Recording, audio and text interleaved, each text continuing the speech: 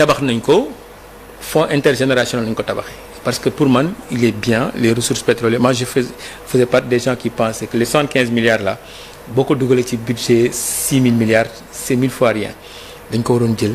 di ci def ay hôpital dëkk yi nga xamante ni ñoo gën a sori. wala ni lii mooy seen ressource. mais bon en tout cas pays yi nga xamante ni développé nañ dañoo am ay fonds yoo xamante ni parce que mënoo jëfandikoo lépp on ne sait jamais. pays développé nga wax. waaw mais pays pauvre. falan jaar mais nga denc rek da ngay denc jaxan sóoraale ëllëg. non j'ai pas dit de fonds. sóoraale ëllëg non j'ai pas dit le fonds dama ne la par exemple pétrole bu ñu nee 75 milliards lañ ci am au lieu que ñu jël 75 milliards yooyu génn 10% yi yóbbu ko fonds intergénérationnel li ci des ñu dugal xam dañ ko dugal ci budget bi pour man waruñu koon sax dugal ci budget bi dañ ci waroon def loo xamante ni c'est visible pour Sénégalais bi nekk Fongolimbi gis ni pétrole bi kat moo tax ñu am seen hôpital bi wala seen école bi mu wut ci programme yoo xamante ni day dal Sénégalais bi pour mu xam ni même bu ñu koy exploiter ci littoral bi. war na am impact ci pêcheurs yi war na am impact ci Sénégalais yi nga xamante ni même booy jël sur les ressources yi nga xamante ni day gaaw a jox hydrocarbures di investir sur l'énergie solaire mais fexe ba Sénégalais yi di sentir ay affaires yoo xamante ni da nga leen di wax ni ci pétrole bi la jógee pour man loolu dina gën a tax ñu accepter quelque part. il faut aussi yéen ñi nga xamante ni yéen lañ dénk wàllu tamit débat bi ñu koy dégg ñuy xam fan ngeen ñuy rendre compte de la situation parce que bu nekkee ci réew moo xam da nga ne jubal jubanti ba président ne li nga xamante ne sax mooy lanceur d'alerte yi dañ leen di protéger loi d'accès à l'information dañ koy voté nit ñi di xam mais bu ngeen tëjoo kenn du xam lan moo xew ci secteur bi. pourtant Sénégalais duñ ci intéressé wu. alors que loolu ngeen doon critiquer Macky Sall. pourtant tëjuwuñu en fait c'est que par exemple nous on a fait presque 3 ou 4 rapports mais après président mooy validé parce que président bu ko validé mu nekk dans tombé dans la main publique man gëwuma état Chérif nit war na cee nekk lu ñëpp bokk nga koy nëbb gis nga lu yàq suñu réew yi secret d'état ba commencé détournement parce que nit ñi bu ñu xamee rek dañ lay contrôler parce que pour man il faut que nit ñi xam ni liggéeyal état service la boo xam da nga koy rendre état. mënoo di rendre service état ba pare nit ñi parfois dañu bëgg di nëbb te nit ñi nëbb gi ngi leen nëbb mooy indi seen dañ kumpa et je sais que le président de la république bu kenn xaar ci moom muy am dara ci pétrole wala ci gaz bi di ko nëbb. maintenant après il faut que moom mooy woote bu wootee ñu jox ko tous les rapports xool ñu waxtaan ci et puis bu jàllee mu tombé sur. Entre les mains du public nit ñi am ko parce que li ñu gën a soxla mooy nit ñi à partir de l'existant commencé Sénégal bu ci nekk di ko exploiter di ma développer nan lay def ba man tirer mon épingle du jeu sur ce secteur là. loolu moo ëpp solo. donc annoncé nga ni réunion COS-Petrogaz yi président dina ko def lu yàggul dara. waaw président annoncé na ko et nañu xaar parce que xam naa dootul yàgg on en a besoin ñu waxtaan. xool Sénégalais yi xam parce que kumpa rek mooy sonal Sénégalais yi mais bu ñu xamee parce que fii amul pour man amul lu ñu ciy nëbb c'est des ressources xaalisu réew la bon pour man tout doit être dans une maison de verre ni lépp leer nit ñi xam nit ñi produire et puis nit ñi commencer di ci gëstu parce que dans tous les pays yi nga xamante ni xëy na seen pétrole ak seen gaz njariñ na leen universitaire dañoo teel a commencer di ci gëstu di ci bind mais ñun dañuy am ay cloisonnement entre l'État et les universités et la recherche vitesse bu mën a dawloo loolu yi yenn projets yi État du ko mën a def parce que État dafa nekk dans la gestion dans l'opérationnel mais day am koo xam ne benn étudiant ngay jël mu war a bind thèse am rek sur benn produit sur le gaz sur benn transformation du gaz lu ñu mën a di am ci gaz bind ci léppam pendant 3 ans kooku da ci nekk expert boo xamante ni buñ ko accompagner rapidement Sénégal ak lu ñu mën a def ci gaz yëpp rapidement Sénégal mën na fexe ba am expert sur beaucoup de domaines. jamono jii ñu waxee nag dafa tombeek fitna am ci àdduna bi quelque part maa ngi wax sànq jëm ci li nga xamante ni moom mooy Moyen-Orient Israël bi nga xamante ni songu na Iran te Iran bokk na ci réew yi ëpp yu mag yuy produire pétrole tout comme gaz dafa dina am conséquence ci secteur bi ak njëgu baril beek ni mu tëddee ci àdduna bi. en fait guerre bi dafa compliqué parce que guerre bu amul objectif la ndax guerre bu compliqué la. objectif kay Israël kay xam na objectif. amul benn Israël kenn xamul son objectif. parce que faagaagal Iran. ndax nee na dañuy arme nucléaire bi bokk ci sécurité am. day défendre boppam moo tax mu attaqué. xam nga loolu mënu ba 2002 ba léegi ñu ngi koy wax te def nañ ko fii Irak moo tax États-Unis boo xoolee Trump xëy na moo xaw affaiblir sax àdduna bi le président américain moo xaw affaiblir àdduna bi parce que depuis 1850 américains yi dañoo mës a am ce qu'on appelle la destinée manifeste amoon benn mission de civilisation d'état de droit de démocratie di xeex pour àdduna bi am loolu mais depuis l'arrivée de Trump comme waxam dëggalul day wax li tey bu subaa mu génn ci à un moment donné les dirigeants du monde dañuy def ce qu'on appelle une anticipation adaptative dañ naan comme kii day ñëw ci buntu avion bi damay def lii du ma def lii damay def lii du ma def lii te nit ñi dañuy def léegi Russie bu war a dal ci Ukraine da ciy dal après Trump day wax ci ginnaaw mais du mujj fenn Israël xam na ni bu dalee ci Iran da ciy dal même dañ naan Amérique àndu ci mais amatuñu àdduna bi moo amatul kilifa xam lu ma la te le président américain il pensait être le président du monde chaque jour ma ñëw déstabiliser àdduna bi Sénégalais yi da ngeen di ñibbi Sénégalais wuy Trump am yooyu loo bëggoon guerre bi nag da ko romb mu nekkatul actualité il se force pour être actualité dinaa négocier du ma négocier le débat c'est pas à ce niveau tey boo nee Iran dafa am nucléaire ngay jëm a yàq léegi Iran ne la amul nucléaire tous les techniciens américains xam nañu Iran amul bombe nucléaire mooy léegi yow lan ngay yàq et aujourd'hui xëy na Iran Israël am na guerre boo xamante c'est plus religieuse que même politique ndax day naan néewal nañu doole Iran parce que Iran pendant un bon bout de temps moo daan jàppale Russie sur ces drones là boo nga xam ni mun day naan kii jaay na Russie drone yu bëri ak missiles yu bëri jàppale na Yémen commencé naa néew doole Liban rey na tous les la Hezbollah Syrie dem nañ sunnite donc Iran il est seul bàyyi ma ñëw dal ci kaw mais après boo xamee histoire Iran xam ni c'est mais sur le secteur maa ngi bëgg wax na dina am conséquence. non c'est que dafa am li ñu wooyee détroit de dafa am foo xamante ni Dormos foofu la Qatar Arabie Saoudite Iran benn détroit la boo xamante ni fa la presque 20% pétrole àdduna bi di jaar loolu day indi beneen problème géopolitique moo tax Trump xaw a tooginam xaw a neex xaw a métti parce que moom bu sañoon pétrole bi am foofu problème détroit boobu boo amee problème parce que Amérique dafa am pétrole moom ci dëkkam te xam na ni son principal rival c'est la Chine dafa soxla Iran dafa soxla pétrole boobu maintenant pétrole boobu bu amee problème rek détroit boobu bu amee problème rek prix du pétrole day yéeg bu yéegee la production la compétitivité de la Chine day wàññeeku par rapport aux États-Unis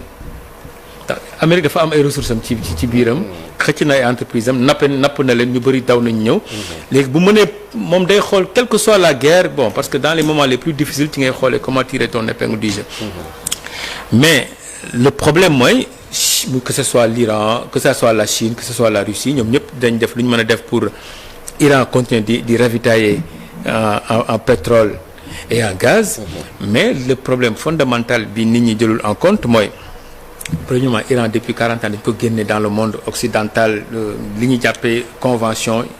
lan mooy missile yi ñu war a am arme de guerre yi ñëpp xamante nañ ba mu des Iran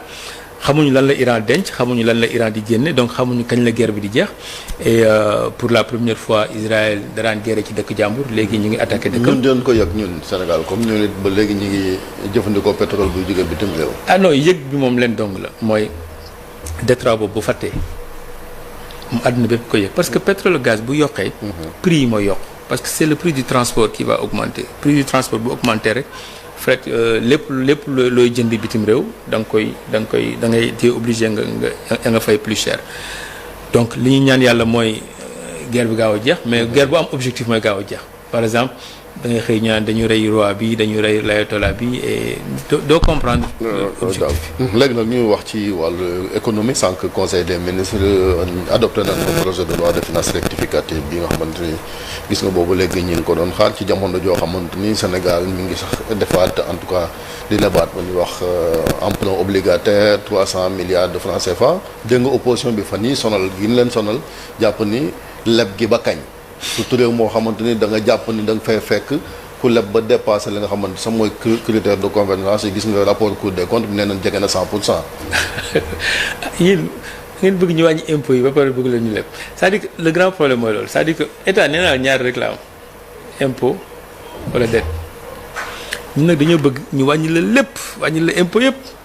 waaye léegi nit bu la wàññi les impôts mooy day wàññi ressources yi muy encaissé bu lebul nan lay def ba régler say problème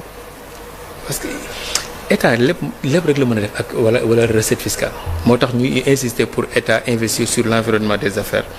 entreprises yu bëri ñëw liggéey fay ko impôt. mais régime bi passé loolu ngeen la doon critiquer na dañuy leb rek. non leb gi mais non leb bi dafa am critère dañoo leb nëbb dépasser plafond bi xam nga loolu gën a métti c'est-à-dire que yow ngay ñëw ne da ngay tabax sa kër dafa ni kër gi paxu 1 mètre la am da nga koy fat nga ñëw fekk paxu 4 mètres. temps bi nga waroon fat paxu 1 mètre dootul nekk temps bi ngay fat paxu 4 mètres. ça c'est la deuxième chose état day am ressources yu bëri yoo xamante xam kañ la koy am par 6 mois par 3 mois ou bien la fin de l'année mais fonctionnement état day to day la jour du jour le jour état mënul ne bon dans 3 mois war naa am 200 milliards waaye damay toog takk sama biir ba 3 mois déedéet dafa nit ñi dafa am les marchés financiers ñaari finance moo am la finance directe ak la finance indirecte la finance indirecte mooy les banques mooy yow da ngay nekk agent à capacité de financement parce que ñaar ñoo am ci économie ACF ak ABF da ngay nekk agent à capacité de financement man ma nekk agent à besoin de financement d'habitude état boo gis état àdduna bépp ay agent à besoin de financement lañu avec les entreprises ménage ñooy agent à capacité de financement maintenant yow soo ma wóoluwul yow da ngay jël sa xaalis yóbbu ko banque man ma dem banque loolu finance indirecte ndax day am intermédiaire maintenant bu ñu wóoloontee dañuy fekkante sur le marché financier loolu la ñu woowee la finance directe da ngay ñëw jaay ma jënd xaalis bi dafa gaaw c'est de l'argent frais tey su ma la waxoon États-Unis place financière boo fa gën a xam doo ma wax banque Wall Street nga may wax wala CAC 40 loolu place financière ñun dafa mel ni xamuñu woon BRVM dafa mel quand vous entendez les gens dafa mel ni ñu ngi soog a découvrir lan mooy ay bons du trésor ay obligations or mais loolu dafa mës a am parce que loolu da ngay am xaalis bu teew Sénégal mën na def war a soxla fay salaire mais mu lever des fonds rapidement parce que lu tax ngay dem ci marché bi amul intermédiaire mooy gën a mooy cher bu amee intermédiaire parce que booy leb ci marché financier lu tax muy gën a yomb booy leb ci banque parce que banque bi day jël ay intérêt ba pare ki dugal xaalisam mu jox ko aussi intérêt sur l'épargne mais si la finance est directe amul intermédiaire lu amul intermédiaire moo gën a mooy cher état yi dañoo war a tous les 15 jours 1 mois dem ci marché financier. mooy li ñuy def ci UEMOA titres yi. mais est-ce que xam nga Sénégal bokk na ci ñi gën a tuutee lu mu laaj ci UEMOA titres yi et c'est bizarre que man dama ne mais journalistes yi dugg leen ci site bi rek tu vas voir nga xool Côte d'Ivoire lu mu lever loolu c'est tout à fait normal lu tax États-Unis ñuy wax Wall Street américains yi lu tax aujourd'hui les bons du trésor américain ñu ngi ci 4,5%. il s'est par 4 jours 5 jours noonu la ñuy doxalee état nit ñi man dama ne bon dañ ko soog a découvrir mais dafa am ay critiques yoo xamante ne opposition bi ñoo ko def koo xam bu baax muy Pape Malick Ndour dégg nga ko commentaire yi xamante ne sa camarade de promo la sa oui ci Fasek ak mu ne sax Sénégal ay Ivoiriens ñooñu lebal non day saboté en fait non il a donné ses arguments non xam nga bon du trésor ku la il faut nga xam il faut nga def géopolitique tuuti pour comprendre lu tax ñaan ay Ivoiriens yu demee noonu xam nga dañoo nekk dans la sous-région. am na dëkk yoo xamante ni ñaanal lu ma leen ko yàlla dañoo nekk en équilibre ça peut aller dans tous les sens à tout moment. tu penses que comment les investisseurs rationnels lan la ñuy def dañuy commencer maintenant du ma ne rawale seen xaalis mais dugal ko fu ñu wóolu xam ndax comprendre li ma la wax Sénégal dafa toll foo xamante ni. gars yi dañu naan su may denc sama xaalis comme yëf yi ça peut aller dans tous les sens à tout moment dama koy dugal fu ma wóolu li ngay xool boo bëggee def comparaison bu baax sur le marché. da ngay dem xooli les taux da ngay dem xooli les taux le taux marginal de l'emprunt sur le marché ci ngay tëkkale mais kenn du tëkkale non parce que tey eurobond bu Sénégal France bu lancé woon eurobond dafa xam kan moo koy jënd parce que. boo lancé sur le marché doo ay nit ñoo koy jënd ay banques ñoo koy jënd parce que banque centrale dafa ne banques commerciales yi dafa am ratio yoo xam ne dañ koy respecter une banque commerciale peut avoir 1000 milliards de total actif mooy xaalis bu ñu ko déposé ak ay bien mu nekk 1000 milliards ñu ne ko yow 20 milliards nga am de fonds propres 20 milliards boo ko amee fonds propres mën nga lebale ba 250 milliards xam nga day am ay 400 500 ou 600 milliards yiy des. mën ko 600 milliards yooyu nag bu la neexee mën nga ko jëndee quasi-monnaie bon du trésor yi boo ko jëndee parce que bon du trésor amul risque le risque est nul dañ ko défiscaliser xam nga lu ma la wax te saa yoo banque commerciale bi saa yoo soxlaatee xaalisam mën na jaayaat bon yi sur le marché léegi ban banque mooy jël xaalis di ko denc te mën koo jënd te xoolal bon yi intérêt yu ñu fay parce que àdduna bi fi ñu nekk nii xaalis léegi dafa prix bi dafa intérêt dafa yokk américain ñu ngi ci 4,5% ñu ngi ci 6,57 am na je pense que Burkina mi ngi ci 8,75 xaw ma 9 rendement c'est tellement intéressant que mais banques yi il faut se tourner vers ces trucs là li am solo mooy tous les pays de la zone UEMOA am na banque dëkk yoo xamante ne dañu naan fu ñu jëm ñun leerul am na xam bëgguma faa egg quoi mais fu ñu jëm leerul am na dëkk boo xamante ne xam nañ ne am na stabilité boo fa jëndee sa day mel da nga rawale sa xaalis adduna bi il faut nga am d'autres lectures parce que après boo bëggee wax ci yow da ngay comparer. mais dëkk bu mel ni Côte d'Ivoire quand même c'est un pays attractif ah Abidjan boo xoolee. même locomotive UEMOA ñoom la. mais c'est extraordinaire investisseurs aussi ña ngi fa mais sauf que dañoo am problème boo xamante ni kenn ñaar yàlla nañ ci génn ak jàmm moom laay insiste naa la c'est un pays en équilibre dañu ñaan ñu génn ci jàmm incertitude bi nekkee ci wàllu politique. léegi le financier ne perd pas de temps day xool xam ne lii daloon na leen 94 diri nañ ko ba 2010 mais les gens sont rationnels donc c'est des choses yoo xam ne mënu koo wax ci kaw mais les financiers ils savent et ils réagissent léegi la meilleure façon mooy lan mën nga rawale somme bu am doole bon mel ni kuy kii mais bon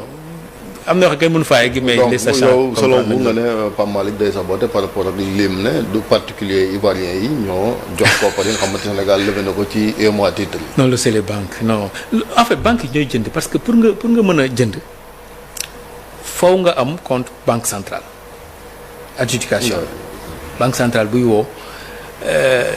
bu wootee boo jëlee kii bi ni ñu koy waxati soumission bi les soumissionnaires tu vas voir que les banques yi ñoo koy def ak les clients yu mag yi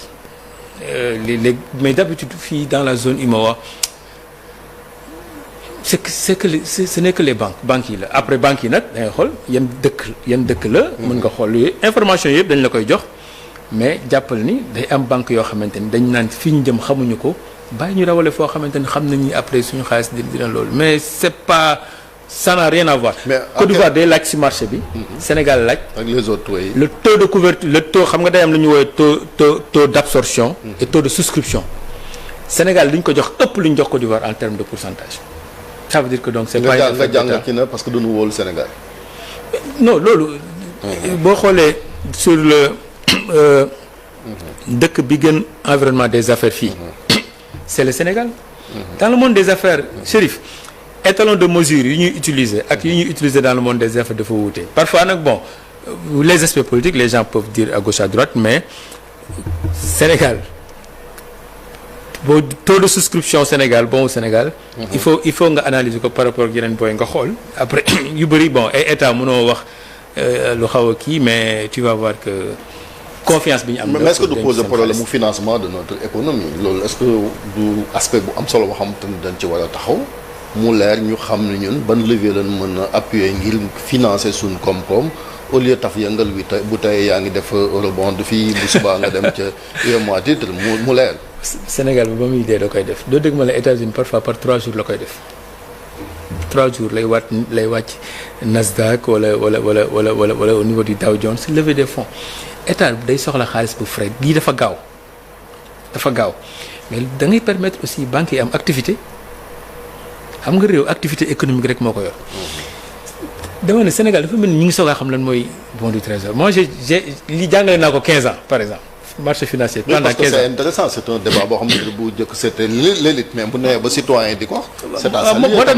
ñu jàpp na lu bees la lu extra mais dama ne. ak l'ère des réseaux sociaux. voilà mais moo tax après tu ris sous cap mais Sonatel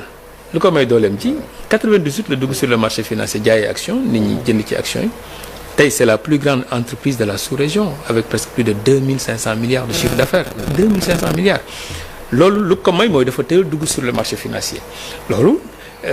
bon 98 ba léegi mais nit ñi daal man su ma déggee nit ñi day mel ni lu ñu découvrir lu bees la mais. nii la mës a demee Sénégal nii la mës a fonctionner maintenant après. dañ daan dem léegi ay eurobond yu am doole yu rëy. yoo xamante ni parfois ay 450 milliards 500 milliards daan na am mais sur le marché de l'UMOA da ngay wax chaque année man banque centrale nga ne man BRVM lii laa soxla. BRVM classé ko mooy xool maintenant chaque moment Sénégal Guinée Côte d'Ivoire ainsi de suite parce que boo xoolee ñoom ñëppay leb.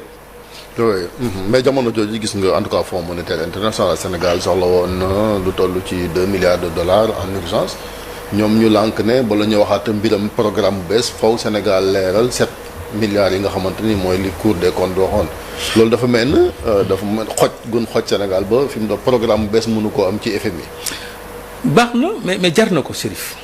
waaw nu mu ko jaree. jar na ko lu soxla urgence pour dund ak doxal. jar na ko xam nga det mënoo koo nëbb man li ma gëm mën naa juum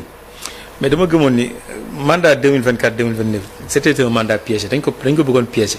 kan moo ko bëggoon piéger. le président Macky Sall dafa bëggoon piéger mandat boobu. kan lay piéger. non xam nga 5000 milliards boo ko lebee tey bu état bi ñëwoon gëm mel ni def lu ñëpp bëggoon quoi bañ cee wax qu'est-ce qui passe 2027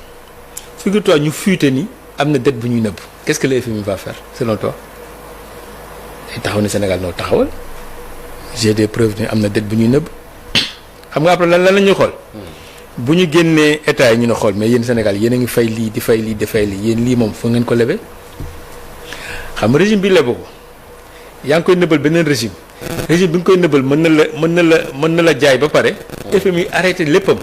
foofu la doon gën a métti. mais vous parlez de piège à quelle fin kii piège kay lan la ci jublu la. non parce que boo ñëwee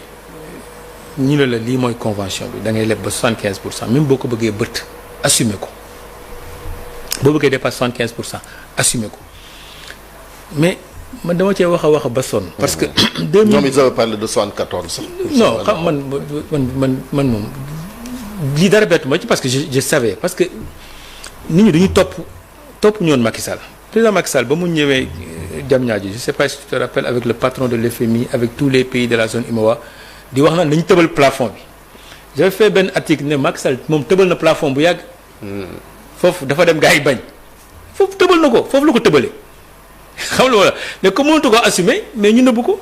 aussi simple que ça mais foofu ba muy wax parce que dem na ba xam ne ñu ngi ci 70%. ñu commencé naan non.